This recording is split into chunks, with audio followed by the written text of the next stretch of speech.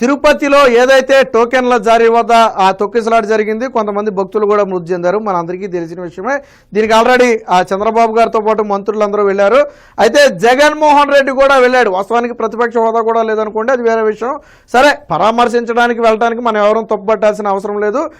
బాధితులకు భరోసా ఇవ్వడానికి అయితే వెళ్ళొచ్చు.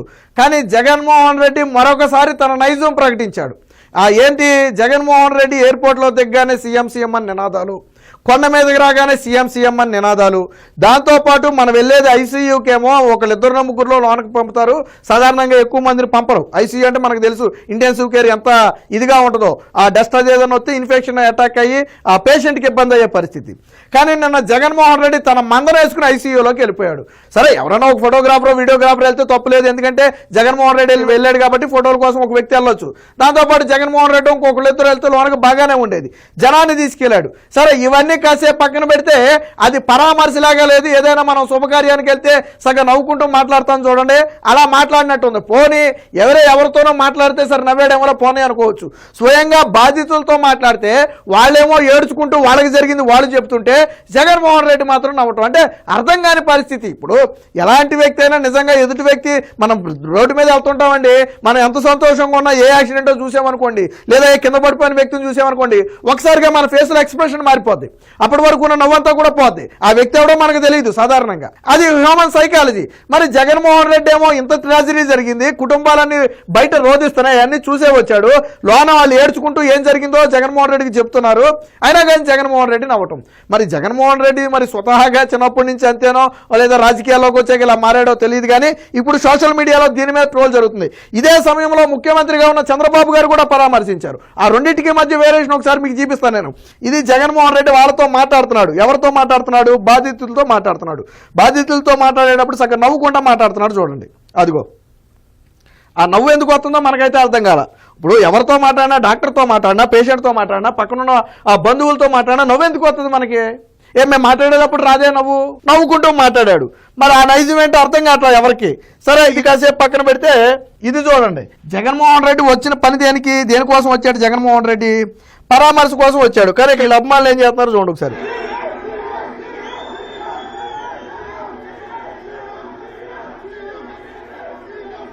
వాళ్ళు సీఎం సీఎం అని నినాదాలు చేయటం, జగన్మోహన్ రెడ్డి ఏమో వాళ్ళకి అభివాదం చేయటం. మనం వెళ్ళినప్పుడు చంద్రబాబు గారు వెళ్ళారు, ఆల్రెడీ ఆయన సీఎం. ఇప్పుడు నువ్వు ప్రతిపక్ష హోదా కూడా లేదు, కానీ ఎక్కడ కొండ మీద సీఎం సీఎం అని అడగలేదే, ఎక్కడ ఘన స్వాగతాలు చంద్రబాబు గారికి పలకలేదే, అధికారులు ఎక్కడ ప్రోటోకాల్ ప్రకారం చంద్రబాబు గారికి పూల బుకేలు కూడా ఏమి ఇవ్వలేదే. ఎందుకంటే ఆయన వెళ్ళింది ఒక విషాద ఘటనకు సంబంధించి పరామర్శకు. మరి జగన్మోహన్ రెడ్డి ఎందుకు దీనికి వెళ్ళింది? సో దీంతో పాటు ఇంకో వీడియో కూడా ఉంది, ఒకసారి చూడండి. ఇది అత్యంత దారుణం. ఇది నిన్న జగన్మోహన్ రెడ్డి పరామర్శకు వెళ్ళాడు, బాగుంది. ఇది నేను ఎందా చెప్పాను చూడండి, మందిని వేసుకుని వెళ్ళాడని చెప్పాను కదా. సో ఇది డాక్టర్ కూడా ఎక్కడో వెనకమాల నిలబడ్డాడు. వాస్తవానికి ఏ వ్యక్తి అయినా పేషెంట్తో మాట్లాడాలి, డాక్టర్తో మాట్లాడాలి. నేను ఆ విజువల్ చూపిస్తాను మీకు, చంద్రబాబు గారు ఎలా మాట్లాడారు. ఎందుకంటే డాక్టర్ చెప్పాలి, పేషెంట్ కష్టమేంటో చెప్పుకోవాలి. వాళ్ళిద్దరితో మాట్లాడతారు. ఇక్కడ డాక్టర్తో పనిలా. ఇదిగో డాక్టర్ వెనక్కి వెళ్ళిపోయాడు. మనకి వీడియోలు ఫోటోలు కావాలా? ఎవరు కావాలి? పేషెంట్ కావాలి. దాని గురించి చూడండి ఒకసారి. అక్కడ జనాన్ని చూడండి ఒకసారి. ఇక్కడ ఒకటి గమనించారా మీరు? ఆ పేషెంట్కి సెలైన్ ఎక్కుతున్న ఈ సెలైన్ రాడ్ను కూడా తీసి పక్కన పడేశారు. సెలైన్ రాడ్ తీయటం అంటే ఏంటి? అటెంప్ట్ మర్డర్తో సమానం. ఒక పేషెంట్కి సెలైన్ ఎక్కుతుందంటే పేషెంట్ కండిషన్ బాగోకే కదా. ఈ సెలైన్ రాడ్ కూడా తీసి పడేశారు చూడండి మీరు ఒకసారి. సో అదిగో పరిస్థితి చూడండి. డాక్టర్ను కూడా రానివ్వట్లా, నర్సును రానివ్వట్లా. మరి ఇది పబ్లిసిటీ కాదా? జగన్మోహన్ రెడ్డి వెళ్ళింది పబ్లిసిటీ స్టంట్ కోసం కాదా? నువ్వు బాధితుల బాధలు తెలుసుకోవాలంటే ఇలా ఏమర్థమవుతుంది నీకు? అక్కడ వాళ్ళు చెప్పింది ఇదే. చంద్రబాబు గారు పరామర్శించారు. ఒకసారి చూడండి ఒకసారి. ఇదిగో చూడండి, నేనండి ఒకసారి. ఎక్కడైనా తోపిలాట కానీ, ఎక్కడైనా గుద్దుకోవటం కానీ, లేకపోతే ఏదైనా డిస్టర్బెన్స్ కానీ ఏదైనా ఉందా? సరేనండి.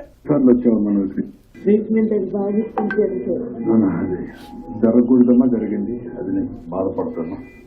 జరగకుండా ఉండాల్సింది. ఎన్నిసార్లు వచ్చావు మనం? 15 years వచ్చింది సార్. హస్బెండ్ 20 years అయ్యింది. ఎప్పుడు ఏకాదశికి వస్తారమ్మా? ఎప్పుడు ఏకాదశి దర్శనం అవుతుంది. ఈసారి దగ్గరలో ఉన్నాను సార్. 10 మంది తర్వాత మేమే లైన్ లో. మేము ఎలా వెళ్ళినా కూడా కాళ్ళు వాళ్ళ చేతులు అలా తోసుకుంటూ నూతిలో పడేసి చూడండి ఎంత హుందాగా మాట్లాడుతున్నారు. జరిగింది ఎలా తెలుసుకుంటున్నారు. అది కదా మరి నాయకుడి లక్షణం. ఇక్కడ చూడండి ఎవరున్నారు ఇక్కడ? చంద్రబాబు గారు, డాక్టరు, పేషెంట్. వేరే వ్యక్తి ఉన్నాడు అక్కడ? వేరే వ్యక్తి ఉన్నాడు ఎక్కడైనా సరే? ఎందుకు లేడు? మరి అసలు ప్రతిపక్ష హోదా కూడా లేని జగన్మోహన్ రెడ్డి అంతమంది వస్తే, ముఖ్యమంత్రి 164 సీట్లతో గెలిచిన చంద్రబాబు గారు వస్తే లోనకి ఎంతమంది రాగలరు?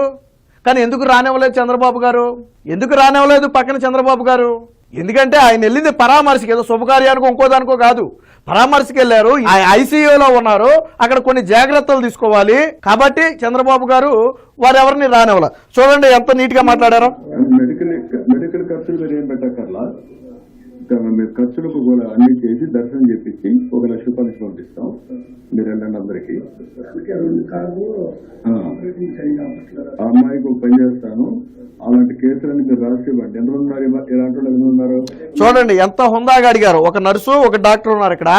ఎంతమంది ఇలాంటి పేషెంట్లు ఉన్నారు అంటే తీవ్రంగా గాయపడి వచ్చిన వాళ్ళు ఎంతమంది ఉన్నారని ఎంతో హుందాగా అడిగారు. ఎంత నీట్ గా డీటెయిల్స్ తీసుకుంటున్నారు ఒకసారి చూడండి. మరి జగన్మోహన్ రెడ్డి మాట్లాడింది ఏమైనా అర్థమైందా? ఎక్కడైనా చంద్రబాబు గారు నవ్వారైనా? ఈ అమ్మాయి ఒకటే సిక్ ఉంది, ఇంకొక వైపు ఎంతమంది ఉంటారు మొత్తం ఇలాంటి వాళ్ళు? 2. వీళ్ళిద్దరికి 3 లక్షలు ఇస్తాం. వాళ్ళు అక్కడ పోయినా కూడా హాస్పిటల్ అన్ని చూపించుకోవడానికి వీళ్ళందరికీ 1 లక్ష రూపాయలు పంపిస్తాం.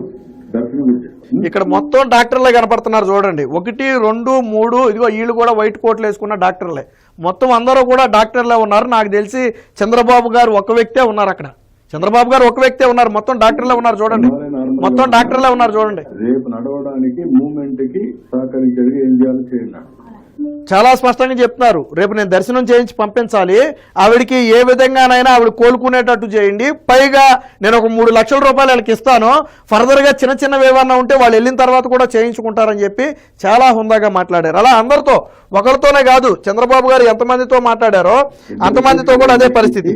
జరగకూడని ఘటన జరిగింది, చంద్రబాబు గారే ఒప్పుకున్నారు. జరగకూడదు, బట్ దురదృష్టవశాత్తు జరిగింది. అయ్యిందేదో అయిపోయింది. బట్ ఇక ముందు జరగకుండా చూసుకుంటామని చెప్పడంతో పాటు మీ అందరి బాగోగులు చూసుకునే బాధ్యత నాది అని చెప్పి చాలా స్పష్టంగా చెప్పారు. మెరుగైన వైద్యం అందించాలని అక్కడ అధికారులకు ఆదేశాలు ఇచ్చారు. వాళ్ళు వెంటనే సమస్య చెప్పుకుంటే ఆ సమస్యను కూడా వెంటనే పరిష్కరించారు. పైగా ఇక్కడ ఆదుకోవడమే కాకుండా బయటికి వెళ్ళిన తర్వాత మీకేదైనా ఫర్దర్గా ట్రీట్మెంట్ అవసరమో లేదా ఇంకోటి అవసరమో, కోలుకోవడానికి కొద్దిగా సమయం పడితే మీరు పని చేయలేకపోవచ్చు. కాబట్టి 2-3 లక్షల రూపాయల ఆ తీవ్రతను బట్టి డబ్బులు ఇస్తామని కూడా చంద్రబాబు గారు చెప్పారు.